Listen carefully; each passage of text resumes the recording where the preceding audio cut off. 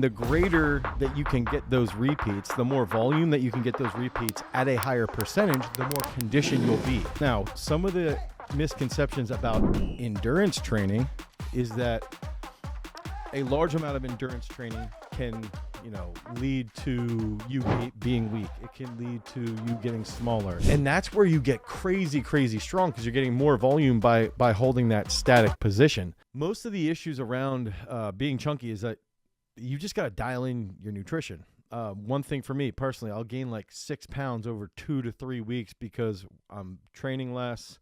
I'm not in as good of a routine. I'm not sleeping as well. I'm eating way more. And then the next 2 weeks, I'll probably lose 5 to 7 pounds just by like getting back into that routine. So if we're talking about conditioning for athletes, I think the first big thing that you've got to look at is what's the specific pattern of the actual sport that you're training for. So if you've got these athletes, what is it that we're looking for as far as the athletes are concerned? And then if we're looking at, I'm actually thinking about Will Rattel just had a post where some people were super heated, and I wanted to ask him a couple questions for clarity about it. But you looking at like a sport like wrestling, right?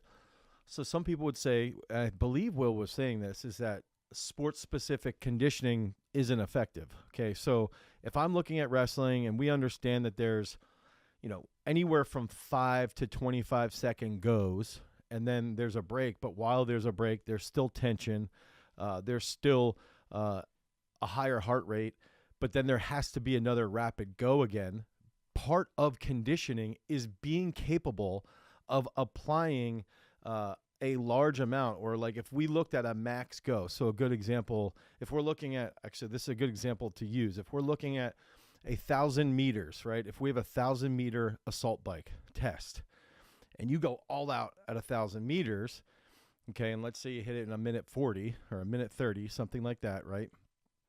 To me, conditioning for somebody who would be on a bike or a swimmer or something like that would be, okay, can you do 5 repeats or 6 repeats at like 85% of that test or 90% of that test? And the greater that you can get those repeats, the more volume that you can get those repeats at a higher percentage, the more conditioned you'll be. So a similar example to that, and this might sound crazy, but if you look at that 1,000 meter example, and then you put that 1,000 meter example into the world of powerlifting, that example would be, okay, if we warm up and we work through an entire warm up in a powerlifting comp, and we have to deadlift and we have to back squat and we have to bench press, can we work up to 100 to 105 if we want to hit PRs % of our max? And can we handle that volume? Are we going to be conditioned enough to deal with that stress from that powerlifting specific test? Same thing if we're a shot putter. Okay, if you're a shot putter, the same exact example would be, can you take 2 to 5 warm-up throws and still throw 6 throws at that very high 90 to 96, 98% of your best for 6 throws? That's conditioning. And so if we can be conditioned for our specific sport, that's what that model looks like. For a sport like football, that example of the if we're using that 1,000 meter repeat test example, that would be, okay, let's say that you can bench press 315. Okay, you're a running back or something. If we can bench press 90% of 315 under fatigue, if we can back squat 85 to 90% of our best, if we can clean 85 to 90% of our best under fatigue, if we can run 85 to 90% of our best at 40-meter sprint or 40-yard sprint, if we can do all those things at a certain percentage, that means we're conditioned when shit's, when we're in that real competitive environment. And so the big goal then is identifying that 90%. It's identifying that 92% number. And so it's looking at the percentage of intensity, and it's looking at the volume that of sets or of repeats. So for wrestling, those repeats might be like 15 goes because you have a higher amount of intervals. For throwing, that might only be 8 to 10, where you're going to do that. So the conditioning aspect is going to be very specific to the sport. Now, traditionally, conditioning is going to be looked at more so in the sense of aerobic capacity, how quickly can you recover after your heart rate is at 165 to 180? How quickly can you get that down below 120? That's essentially the number where you're going to be recovered, where you're going to feel recovered, and then get that back up. So I think that those are some key examples. Now, some of the misconceptions about endurance training is that a large amount of endurance training can lead to you being weak. It can lead to you getting smaller. It can lead to you getting slower. There's fiber shifting and things like that. And so that's where you've got to toe this fine line and figure out, and this is one thing that we've done with some of our wrestling guys that I work with, is that I try to figure out a formula around, okay, if you're in season for wrestling, how many hours, if we have, let's say in a week, right? In a week of training, we've got 20 hours, okay? That's quite a bit. Let's say that we're around 15 hours. So if we said out of 15 hours, 10 of them are on the mat, or 12 of those hours will be on the mat. Well, how many of those 12 hours are going to be high intensity intervals? How many of those 12 hours are going to be slower, like slow distance training? And then how many of those hours are going to be something like, resistance-based training, like strength training? And so you've got to figure out that formula with endurance training. Like, okay, well, we know that slow distance, if we do too much of it, can make us weaker, can make us smaller. If we're running 30 plus miles a week, you're not going to be able to lift as much because you won't have the volume in the weight room to get stronger. So you've got to find that happy medium. Can we get 10 miles a week and still be strong? Yeah, pretty much. Okay, well, the next thing. All right, well, if I got 10 miles a week in, or 12 miles a week of running in, can I still do 2 20-minute high-intensity interval training and still stay strong? I believe you can. Yes, for sure. I think you still can. Can you do those two things and still lift 3 to 4 days a week? Yeah, I believe that you can do all that. You can improve that. And will the interval training and will the training of the slow distance help your lifting to a point? Yes, I believe it will.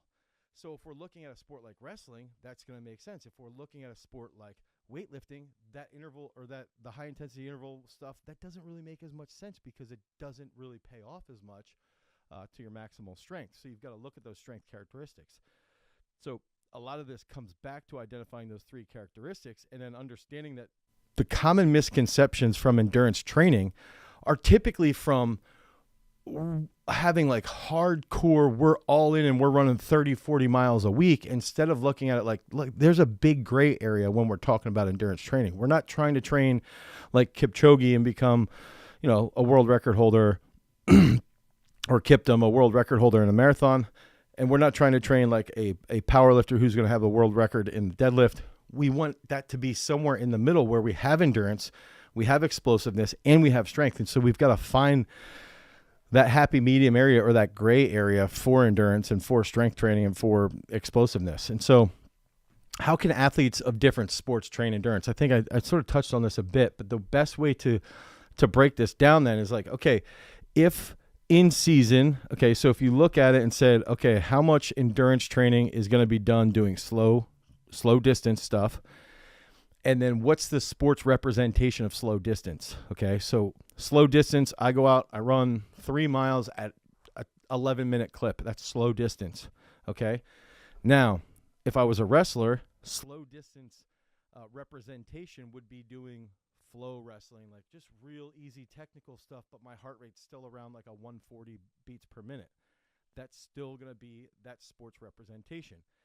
For football, we're going way high with our heart rate and dropping that heart rate back down. So for football, that endurance training is going to look a little bit different. We won't do as much slow distance stuff that's going to be on the field. Most of the slow distance stuff that we would probably be doing is going to be with a sled, or it's going to be on an assault bike potentially, or in a sauna. Okay. And then if we're looking at a sport like an 800-meter run, well, an 800-meter run, they're going to try and get way more miles in to try and build this big base of aerobic capacity to try and then increase their VO2 max to then lead to faster times. So it's really identifying the ratio of slow distance compared to high intensity interval compared to sprint interval. And it's finding the representations of those 3 areas in the specific sport. and then identifying the timeline, the ratio timeline for each specific sport as you build out your program, and then also factoring in resistance training, plyometric work, anything along those lines. Okay, so that's like a real easy crash course on how different sports would then train that. Actually, want to answer this quick because I did this workout today. Yeah, I do think 30 miles a week could remap slow twitch fibers. 30 miles slower. Okay, so what about 5 to 7 intervals at 1,000 meters with 3 minutes rest for endurance? I think that would be if we're talking about on an assault bike, I think that would be, I believe that would be a huge impact on increasing your VO2 max. So that would be more like high intensity work. Just to go over that quick. So how can someone program endurance for athletes? I think programming the endurance, that stuff's going to come back to really laying out when we're looking at, okay, so if I'm programming this, what's the priority? We have 3 strength characteristics. Okay, what are those priority 3 strength characteristics? Okay, so if we look at that, and then we come back and then we say, okay, where does sustained endurance, where do those 2 fall in line on the strength characteristics? If we have a shot putter, they're almost going to have no endurance components outside of this specific sport endurance that they're doing, the throwing that they're actually doing.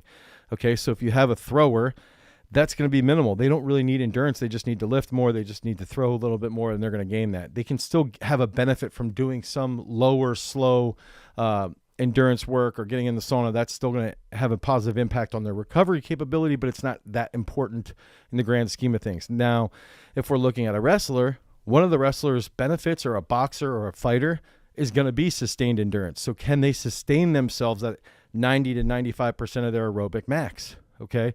And that's the difference between an 800-meter runner and a marathoner, is that the 800-meter runner will have a higher level of sustained endurance, but a lower level of classical endurance. A marathoner is going to be switched. Okay. So it's figuring that out and then understanding what in training pushes classical endurance, what in training pushes sustained endurance, what in training pushes max velocity. And then you have these 3 umbrellas that you're building your programs around, and then that's how you shape your week of training. That's how I end up laying out all those different factors. I think some of the big stuff then is that I want to check out some of these reactions that we've got. I'm going to go into a reaction video here. I did want to ask you guys if you got all your gifts for the holidays that you wanted to get, but I want to go into some of the reaction videos, and then there is a paper. Whoops, I did not mean to do that. There we go. And then I also wanted to go into some of the, there we go. I wanted to go into also some of the, we've got a research paper that I want to cover. So on the minute training, this is a great way here, a great setup that I like to use with our football guys. Actually, yesterday we just had Peter Jones in here, the guy that he's going to Notre Dame, probably going to be a guard there. And we were doing on the minute or every 45 seconds power cleans for 12 sets. Okay, so 12 singles every 45 seconds. Then we did Hatfield squats, loaded up crazy Hatfield squats, and he was only going on 2 minutes and 20 seconds rest. So it's like doing things like that can still build strength and lead to endurance.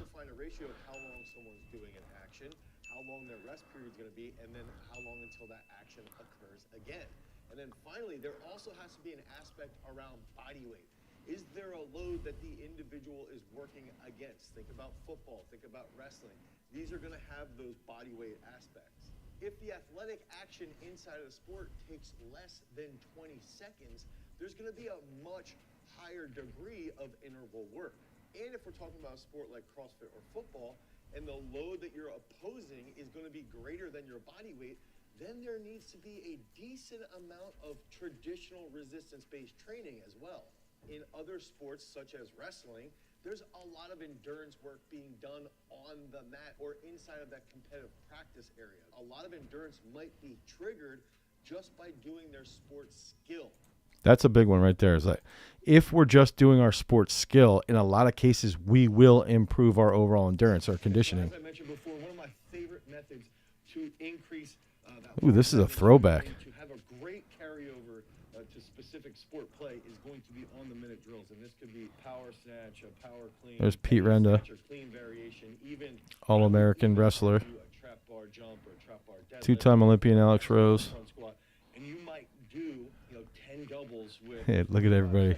So you want to go at like 65 to 70% of your best power clean, of your best clean, and do a single or a double over 10 to 15 minutes, okay? Every single 45 seconds, you hit that rep, okay? So that's a way that you can drastically increase your overall strength endurance and power endurance. And that's one of the big factors here is that we have to, and this is where a lot of strength coaches will say, well, you don't want to focus on doing an extremely explosive movement with minimal rest periods because it could, in theory, have a negative impact on your power output. But if your sport is long duration periods of contact and muscular tension, you have to learn, if you're in a 20-minute scrap in wrestling or a 20-minute period of fighting, or you're a CrossFitter and you have a session that might be an hour long, you have to have high power endurance, okay? And that's where this strength endurance stuff does come into play. So I think that is a huge factor there, is that a lot of people will in turn lead to like this, oh, well, you shouldn't do that because it can hinder your back squat or whatever. And it's like, dude, there's sports where doing on-the-minute work is essentially going to represent that work. And if we can replicate that a little bit in the gym and potentially increase their clean or their snatch or even a back squat to a point, like using Peter yesterday, he worked up to like a 130 power clean, and he's in high school.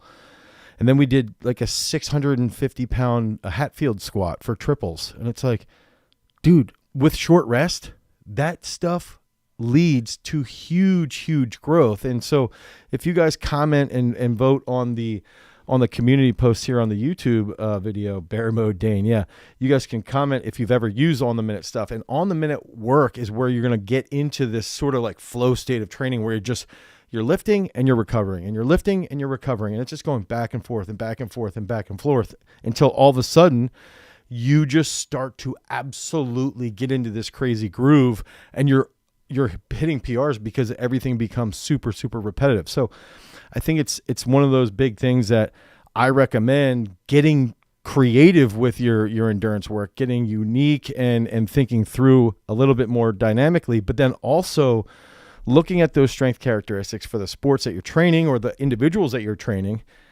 breaking down those strength characteristics, and then prioritizing them throughout the weeks, throughout the days of training within your week, and then basing that off of how you're going to peak.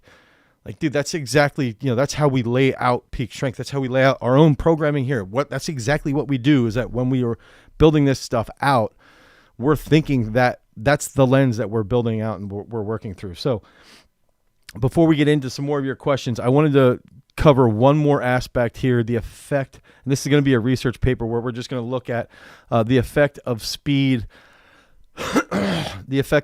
endurance, and strength training on performance, running economy, and muscular adaptations, and endurance trained runners. And so this is going to be, people who are running quite a bit more. So what they wanted to look at here was investigate the effects of combined strength and endurance, speed endurance, okay, with a reduced training volume on performance, okay? Reduced training volume, okay? So they're looking at running economy, muscular adaptations in 16 male endurance runners, and they have a pretty freaking good VO2 max there. That's like a very solid VO2 max assigned to either a combined strength and speed endurance training, okay? So it's speed endurance and lifting, speed endurance and lifting. Okay, so they're starting to see what's going to happen. So for 8 weeks, they replace their normal moderate intensity training, 63 kilometers per week, with speed endurance 2 times per week and strength training 2 times per week, as well as aerobic high and moderate intensity training with a reduction in total volume. So about a 60% reduction, whereas the control group continued to roll with their control. So they're moving through that, right? And they look at, okay, in CSS, so when they're working through CSS, I'm just trying to read this quickly. Combined strength and strength endurance and yo-yo intermittent recovery test performance, 400 meters and yo-yo intermittent recovery test performance was improved by 5%. Okay, so by 5% and 19% respectively during the intervention period. Max aerobic speed was 0.6 kilometers higher. Okay, and maximal activity of lactate dehydrogenase subunits 1 and 2 was 17% higher after compared to before the intervention period. Time to exhaustion and peak blood lactate during an incremental treadmill test was 9% and 32% higher in the expression of an A+. I'm just trying to read through this. I mean, it was 15% higher after compared to before. So 10K performance here, maximum oxygen uptake, and running economy were unchanged. So they were the same. No changes were observed in the control group. All these guys did essentially was more sprint work, more strength training work, and more interval work. And they saw an increase in 10K performance, maximum oxygen uptake, and running economy. Oh, no, sorry. Those things did not change. That they saw an intake or an improvement was they had a later time to exhaustion. They handled lactate better during training. They use it better as an energy source. And their aerobic speed, their maximal aerobic speed improved. So adding strength training and speed endurance training along with a reduced training volume can improve short-term exercise capacity and induce muscular adaptations related to anaerobic capacity endurance trained runners. So what you can do with this is essentially if you're working with soccer players, okay, maybe lacrosse players, field hockey players, you could use this as an example of saying, look, I know you guys want to go out and just go run 5Ks all the time. You want to go run 10Ks because that's what the research will show us is that when you know, and so this is, okay, here's a good clip for soccer players. Okay. Soccer players, research will show that they run a 10K during a game. They run a 10K during the game. That proves out in research. That's accurate. What soccer coaches then do is they see, we run 10 kilometers in one game. Therefore, we should run 10 kilometers for our training. However, what they end up ignoring is this specific study. Okay. So now they're not looking at this paper and they're not seeing this and saying, okay, so if we decrease our volume of running, but increase our speed endurance and increase our strength endurance, we'll handle and utilize lactate more effectively. And in turn, we'll have a higher aerobic speed and become better soccer players and actually have no change in our aerobic capacity. So that's how we've got to think through this as a strength training coach or as a performance coach, a sports performance coach, or as anything along those lines is when we see these blanket statements for papers or for specific sports, we've got to look deeper at it instead of just saying soccer players run a lot, so they shouldn't lift. No, based off of this paper here, okay, soccer players should lift a lot more. Soccer players should do more speed and speed endurance work and less mileage because that's going to lead to better performance. And there's still, as a coach, there's still times in the year that you can sort of set that up and make it so that they still could get baseline mileage, 4 to 8 weeks, 10 weeks in a year, and they'll be fine. They'll be okay and still have that type of training. So I just wanted to think about all of those things. Yeah. And Tyler Williams just commented quality over quantity. I think that's a big factor. What's up, guys? Our podcast and our channel are sponsored by our own strength training app, Peak Strength. The entire focus of Peak Strength is to provide you guys with the absolute best sports performance app that you could ever imagine. We build out the programs on the back end. We take in all of these different decisions that we learned here on site at Garage Strength so that we can then apply it to you so you can improve your training. So if you guys want to improve your overall sports performance, head over to peakstrength.app, the Google Play Store or the Apple iOS Store. Download Peak Strength. You'll get a free week of training, and then you can start getting on those gains, get those reps done so that you can become a champion. Now, let's get back to the video. Peace. If you guys are interested in these deeper dive discussions on all aspects, all these goals, please consider becoming a channel member. It's $10 a month where we go into a more in-depth dive around training. $10 a month, about an hour lecture every single week where we go into some more papers. We use these papers. We go into them more in depth. Papers that we use even in some of our YouTube videos to help educate you guys. So we meet every single Friday. All you guys got to do is click the join button if you're on a desktop, or click the link in the description to become a channel member. So Jens Bangsbo might be an interesting guy to get on the Jacob Verup. I wonder where these guys are from. They've got to be from. I'm just looking at this paper right now. I think a lot of this stuff too, it's like when we look at research and when we're looking at this is a paper from 2017, I think it was.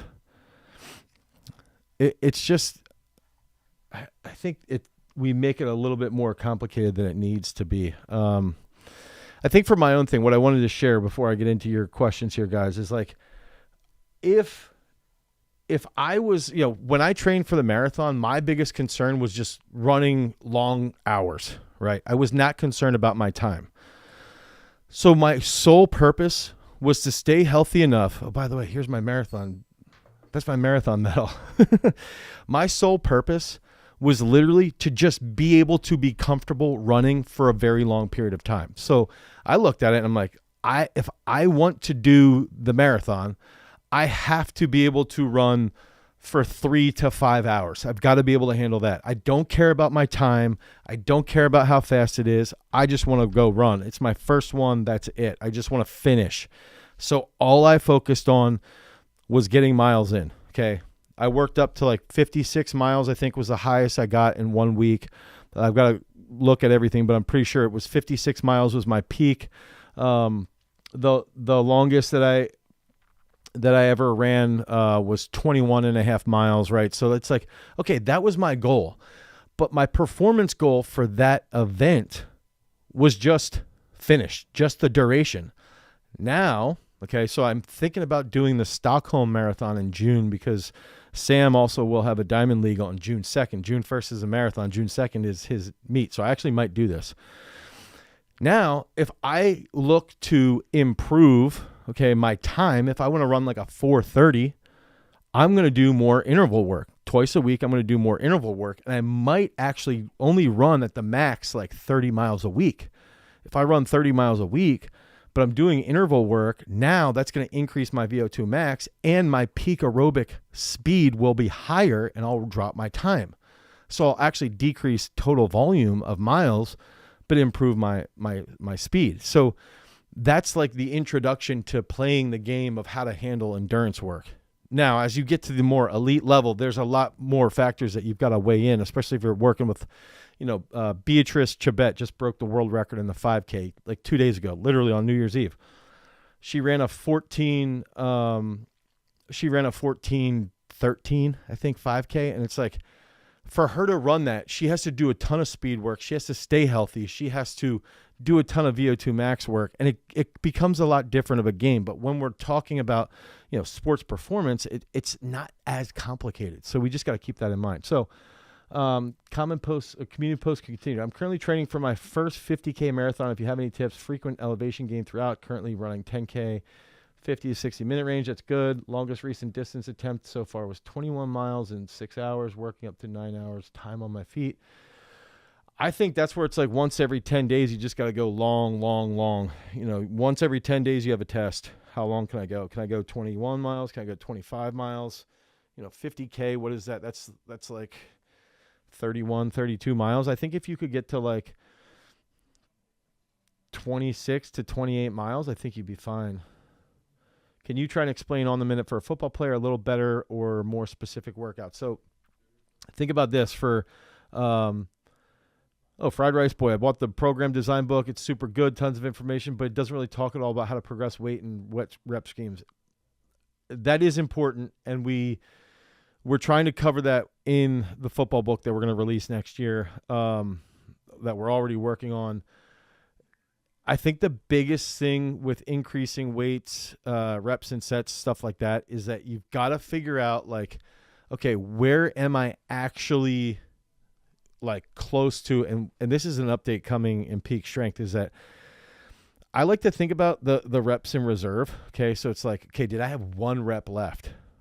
No, you didn't have 1 rep left in the tank, but you still got all those reps. Okay, well then don't increase weight. Well, if you had 1 or 2 left in the tank, put like 2.5 kilos on, or put 5 kilos on the bar and try it again. And then that way you just sort of keep building a little bit more within a specific rep scheme and set rep and set scheme. I think that some of the big things, and maybe this is a good video that we could cover. So if you guys could comment on this is where we could understand, and I don't know what we would title this, but understanding different rep schemes and sets, like how to get stronger with the simplest rep scheme. I'm trying to think through Fried Rice Boy's question here, because I think that knowing when to put weight on the bar is really, really important. And knowing when not to put weight on the bar is also really important, because if I could look at it and say, a lot of people will do this. They'll put 10 extra pounds on the bar and fail a set and then terminate that entire workout. Okay. And so they don't do like 3 or 4 extra sets. Whereas there's situations here where we might see, okay, we get right on this fine line of failure. And instead of failing, we just stay there and we'll do 3 or 4 or 5 more sets at that weight. And that's where you get crazy, crazy strong, because you're getting more volume by holding that static position. And I think that that's something that a lot of people could learn. And that's what we're doing with our next update in Peak Strength, is that we're changing the weight regulator. And that's going to lead to some better performance. Yeah, Jason, I agree with you there. I think what's funny with the RIR stuff is that whenever I've trained guys in the gym here, I've always been able to see, like, yeah, you could have like 1 or 2 reps in that. You could have no reps left, or whatever that point is. And I think that then what we look at is, like, within the periodization model, you have to understand, when is it more important to get those extra 3 to 4 sets versus when is it more important to push the load versus when is it important to do a drop set. And when is it important to do a drop set that's going to be speed focused? And then when is it important to do a drop set that's going to be hypertrophy focused? And those are all like real advanced level concepts in considerations that lead to this discussion of when we should be adding weight and not adding weight. And I think that there's got to be some way that we could cover this, because there's so many different like reps and set schemes that we use in our programming that no one else uses. And I actually, I've been just tinkering around with this book, The Science of Running. It's from this guy, Steve Magnus. And some of the stuff in there is freaking phenomenal. But then you read some of his stuff on strength training, and it's like, dude, this guy has no clue. But he has no clue because he's just in the running world. And vice versa. A lot of people never have a clue on endurance. Like, I didn't have that much of an idea on endurance outside of wrestling and football. So it's like, it's learning these advanced concepts, but then coming down and watering it down and thinking on that base level. When you have a kid who's in 8th grade that walks in the door, like, how advanced do you have to get? You don't have to get that advanced, but then if they keep training with you for 5-6 years and you try to get them to the NFL, you got to get more advanced. So that's some of those concepts there. I want to explain the benefits of, I want to go over on the minute lifts. Okay. So the on the minute lift. Okay. And I think that this is one of like the simplest hacks that you can use in strength training, especially for power development, for impulse expression. If I'm trying to look at it as impulse, speed strength is really impulse. It's not speed strength. It's impulse. It's force over time. Okay. Force in a designated period of time. If I'm trying to improve that, okay, and I want to do something like a weightlifting movement, so a power snatch, power clean, a 1-box clean, a hang clean, a behind the neck jerk, a linebacker jerk, or even if I wanted to do like a fast trap bar deadlift or a pad bench, whatever it might be. If I did like 1 to 2 reps, okay, and the main goals were getting somebody in shape for consistent power output, for consistent impulse. What we can then do then is, like, let's say you start and you do, so what we did yesterday, 12 singles every 50 seconds, 12 singles every 60 seconds. Okay, this is Peter Jones. Okay, hit the first clean, drops it, start the timer, 60 seconds. 60 seconds goes, hits the second clean. And what we did is we did 3 sets at the same weight. Okay. Every single time, as soon as the bar drops, you start the timer, 60 seconds, and you stay on the platform the whole time. You're not moving from the platform. And what happens is, in a big gym setting where you have 3 or 4 people on a platform, it's basically like boom, boom, boom, everybody's resting, boom, boom, boom, everybody rests, and everybody gets into this flow of just smashing weight. They're not being distracted. Okay, so the on the minute then, now you do that for 10 minutes, 12 minutes, 15 minutes. I always tell this story. We have DK Hoagland, okay? Second team preseason All-American D2 offensive lineman. Before he went into his season, this is like a week before his season started at Bloomsburg, he was cleaning 170 at the end of 15 minutes. And it's like, dude, that's 375 pounds at the end of a quarter. That's a quarter. We were basing it off of a quarter of a football game. So now imagine if he's at the end of the half and he could do 165 kilos. If he's at the end of the third quarter, he's doing 160 kilos. Think about it through that lens. And now all of a sudden, you're only diminishing like 5%, 6% of your max. And that's the whole goal, is that the athletes in the third and fourth quarter that might only diminish 2 to 3% of their max are the ones that are going to be winning football games. They're going to be winning baseball games. They're going to be winning, basketball games when everything is on the line, because they can handle that fatigue and stress at a much higher level. So that's some of the big aspects around on the minute work. I think we have up there complete guide to rep ranges. I think that's, if you guys could go vote on that. I think this is a concept that it seems so simple on the outside, and some of the principles that we used a lot of pyramid loading growing up. We used a lot of ratchet loading. We used a lot of waves. Okay. So those 3 things alone, like most people don't even know what they are. And even doing like something like a 1-6 method, you can use these little tricks to elicit this big response, but they have to be used at the right time in your periodization. They have to be used at the right time in your program. Because if you're trying to get a specific type of adaptation, it's got to be planned at the right time. And so I think that that's some of those concepts that we need to think about. Let's see here. How can we train for a sport which requires power output for prolonged periods of time at short intervals? So I think that's where I would bring in those on the minutes. And I would also do, I'm thinking about ice hockey. I would do athlete day type, plyometric work with short rest. If you have a cold, should you do a full peak strength workout or do 2/3? I would just say with the cold, I would inform, I would always make things a little bit harder on the weight tracker. So when you let's say you that set was moderate, you just did a set and you felt it was moderate, I would inform the actual app that it was harder. Because what happens is, and this is what we do on site, is basically that you don't want to increase your intensity when you're sick. You just want to get in and do some work and get out. 45 minutes, 60 minutes and get out. That way your body is still adapting. It's still being stimulated, okay? You're still trying to recover. I think when we do nothing, now there's certain times when you get so sick, you just need to do nothing. Literally just do nothing and drink a whole bunch of bone broth, go in the sauna, go outside for walks, and that's it. There's times when but if you have a cold, it's like, just diminish the intensity a little bit and you'll be able to recover. Oh, nice. Thanks. JS. Boom. Thanks for that super chat. Have you ever read Conjugate You by Nate Harvey? What is your opinion on the book? JS, I have not.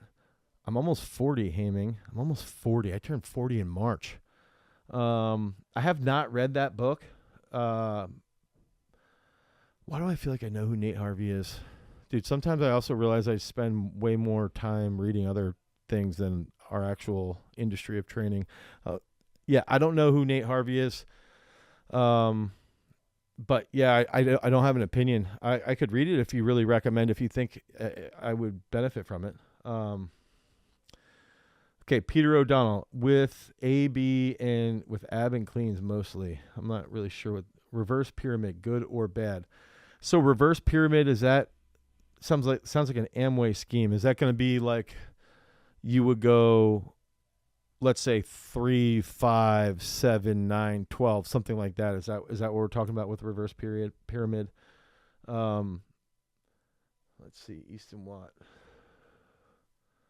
What's the difference between push press and the jerk? So Push press, you're just driving. Jerk, you're going to drive and change direction. The jerk, you're going to be able to use more weight. It's going to be more athletic. It's really hard to get.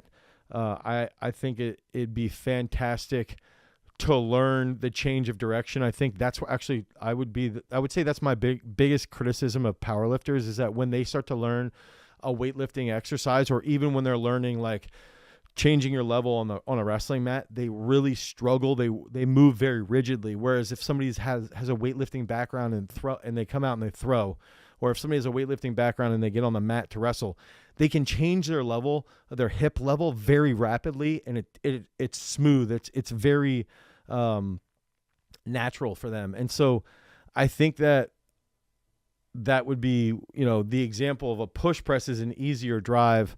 Now, push press is a fantastic freaking movement. So is a power jerk, or split jerk. So that it all matters.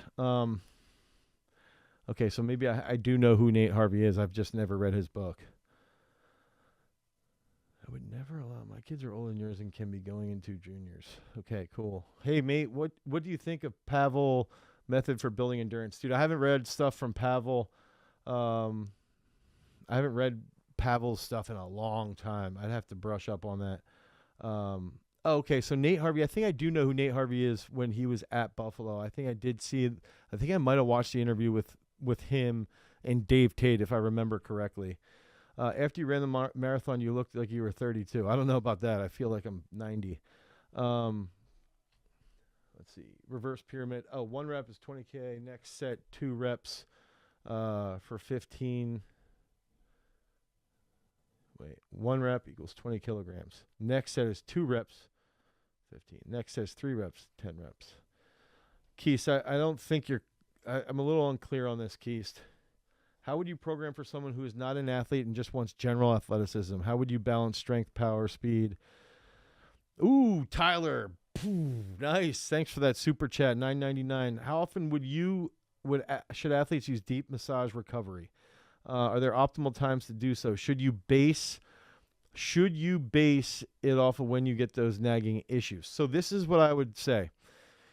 Deep tissue massage from a practitioner versus deep tissue massage with tools. Okay, so if I'm using like a weighted roller or like one of those smash rollers or a heavy pin, or if I'm using, even Graston, something like that, right?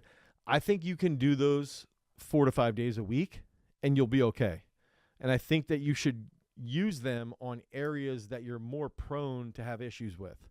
And then do that for let's say you did that for 3 months, and then you see how you're feeling. And then once every week or 2 weeks, you go to a therapist, you go to a massage therapist, let's say every 2 weeks or every 3 weeks, whatever you can afford, right? Let's say every 3 weeks you would go. Then when you go and you talk to them, hey, I just have been working on these areas. What do you think? What do you think I should do? See if they notice anything. Some really, really good sports therapists, masseuses, or a masseuse, will be able to tell the difference between a right side or a left side, depending if you work on them or not. Like they're going to be able to see like, yeah, I can tell you've been working on this, but this you have been neglecting. And then you can sort of ask them like, well, what do you think? Now, the other thing is I know with Tyler, he's a world-class hammer thrower. Okay. So where did Tyler's question go? Yeah, there it is. So with Tyler, dude's thrown 74 plus meters, I think almost 75 last year, right? Tyler? 74-80 or something like that. Did you throw 75? I can't even remember now. Jesus, I know you've thrown 76 in training. I'm trying to think if you hit 76 last year. Now I'm just trying to go through Tyler's season last year. Now, someone like Tyler, as a hammer thrower, I would assume he can get upper back issues. I would assume lower left side, probably, maybe some knee issues as well, hip issues from where he's sitting in the throw. I would be interested to see, I would assume more so the left side than the right side for Tyler. And that's where some very specific mobility work, very specific strength work to the opposing side. One thing I'll bring up is when Sam gets tested often, he almost always rotates like 10 degrees less to his right side than to his left side because he's rotating so much in that favorable direction that can lead to problems. So you've got to figure out, when we're talking about structural integrity, and we talk about this with bodybuilding movements and with structural bodybuilding exercises, you've got to look at it like, all right, what am I more prone to as an individual? What are my problems that I have, okay, that can lead to long-term chronic injury or long-term chronic use? And then what kind of injuries is my sport creating for me? And it's a weird way to look at it, but like a sport like weightlifting, you are creating chronic use for your shoulders and your knees and your back. So we've got to create structural bodybuilding and mobility work and recovery work based off of this. And it all comes back to specific ratios that you got to figure out. Okay. And this is actually, ironically, with Tyler's question, if we're looking at, this could be a whole YouTube video on itself, is that if we looked at specifically, right, what am I prone to as an athlete genetically? Okay. What am I prone to from my sport? What am I prone to from my past history as an athlete? That's how we have to build out your recovery, your bodybuilding, your mobility, and any type of specific work. And then you have to educate your masseuse or your therapist on those things. So to answer your question, Tyler, I would say 2 to 3 weeks, but then you've got to have those nagging issues that you have. You've got to have like a consistent routine of 3 to 4 days that you cycle through. Like every 3 days, you're doing the same targeted aspect. Let me know if that makes sense. Is road work for combat sports overrated? It depends on the intensity of the road work. I don't think it is, as long as they're staying healthy in their knees and their ankles. Can I do plyos and sprinting 3 times a week since I'm decently strong, but slow as frick? I think you can. I would do short sprints twice a week, maybe a little longer sprints once a week, and just be aware that can beat you up. And I would do plyos, more contrast methods in your training. Okay, so he recommends going barely to the point where lactic acid starts to build up and then cooling off to not trash the muscle. What do you think about Pavel's? That's interesting. I don't necessarily think that's accurate, though. I think that from my understanding of higher intensity work to get, snatching over 100 kilos at 40 is great. I think when we're looking at lactic work, like I think you should get into that lactic zone and get your body accustomed to dealing with it and utilizing it as an energy source. And so that's where I think, like, if we're looking at endurance work as a percentage, like let's say there's 100%, if you just took 100% of my endurance work, I think to just try to finish and run a marathon, you just do like 90 to 100% of it at slow, steady pace, because you need to just finish it. If we're trying to look at it from a performance perspective, I would go like 70% of it long, slow, zone 2 type work, 30% zone 4, zone 5 work. And that's how you start to think through like the total percentage. Then you look in even deeper and you go, okay, I've got this percentage here. How can I break this down based off sport representations of those zones? Okay. I hope that helps. Is hypnotism for increasing performance a real thing for elite athletes? Adam Nelson did that in 2004. I would assume it worked. I don't know for sure. How do you program bodyweight exercises only using the parabolic periodization system? The biggest aspect here for calisthenics, okay, is looking at something like, let's just use a walking lunge. Okay, so a walking lunge can be challenging, but what's harder than a walking lunge? A skater squat. Well, what's harder than a skater squat? Depending upon your ankle mobility, probably a pistol squat. So what I would like to do then, and then we go, what's even harder? Well, a skater jump. So then you would go, okay, what days am I just going to do body weight, let's just say body weight squats, walking lunges. And then what days am I going to do? Jump lunges, squat and jumps, tuck jumps, pistol squats, jump to a box. Now that's how I sort of break it up using that. I did the men's. Okay, so Kyle's asking, I'm 2 months out from an international game. I'm following the 80-20 conditioning interval to increase overall conditioning.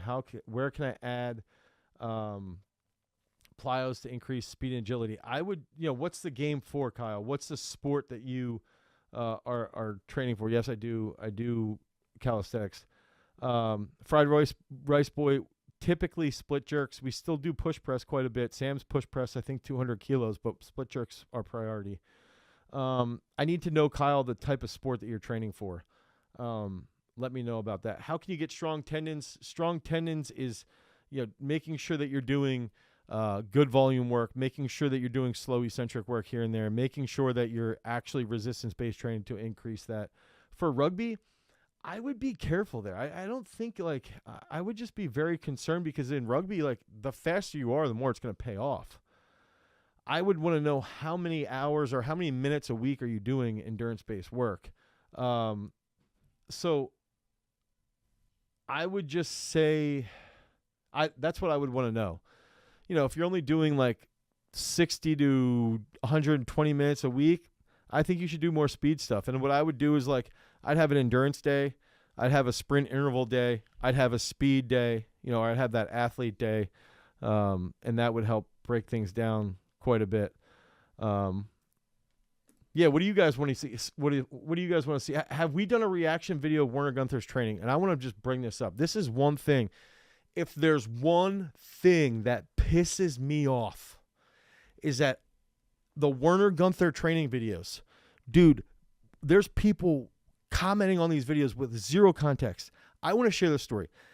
In high school, Paul Ferenczi, world champion Highland Games athlete, gave me 2 VHS cassettes.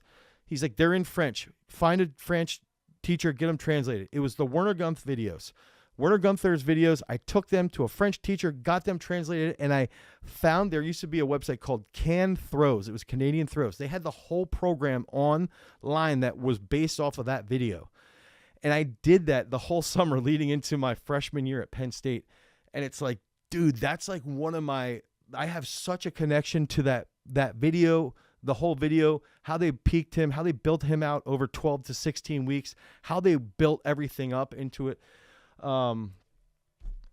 So yeah, I just wanted to share that with you guys, because sometimes I watch these videos and everybody's just, it just sort of pisses me off. Yeah, I think 5 hours a week is too much endurance for rugby. If you ask me, 5 hours a week is a lot for rugby. I want to know too, for you guys, if there's anything, that we could offer. What do you think that maybe that peak strength lacks, or that we need to provide in the performance space, in the sports performance space, that you would want in your own training? Let us know. Comment in here, because those are a lot of ideas.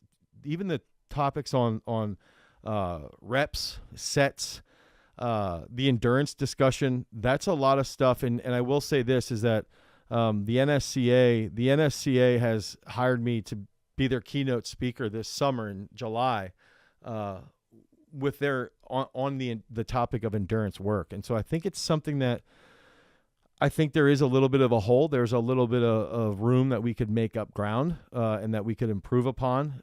And also that a lot of strength coaches, like myself included, dude, I bench 500 pounds. I jerked 212. I deadlifted 705. I snatched 145.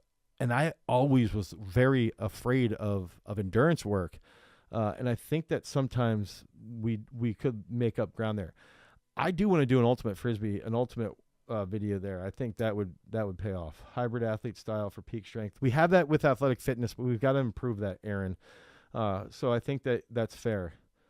I thought the number one thing that pisses you off is, Mason not using the whole circle. That's hilarious. That's funny. Okay, so Samuel's got a good question here. What I would do is I would do speed and agility, and then I would do an impulse session. Okay, so if we do impulse for us is day 4. That's how I would set that up. So if I have somebody who needs more explosiveness versus more strength, it's still going to be pretty similar. Oftentimes what I've found is somebody who just is really, really strong, you put them on a PVC pipe, or you make them jump rope, or you have them do skips for 5 weeks every day, and all of a sudden they figure out how to be athletic. But they just don't do it enough. You don't go outside. I can go out and skip backwards or skip forwards, and it's pretty easy. Guys that are very, very, very strong have lost that that reflex of skipping, okay, of doing things that are a little bit more athletic. So the fastest way for them to get it is to go skip for height, skip for distance, skip backwards, do, single leg jump rope, double leg jump rope, jump, doubles on the jump rope, little short box jumps, jump up, land on one leg, jump down, land in the other, and just do little things like that literally every single day to improve their twitchiness. And then all of a sudden around 5 or 6 weeks, it's like, oh shit, I have it. But they've just lost it a little bit because they've been lifting so heavy for so long, and they're not thinking about like big time speed. So it's figuring out how to recruit at a very, very high speed, and it just takes some time.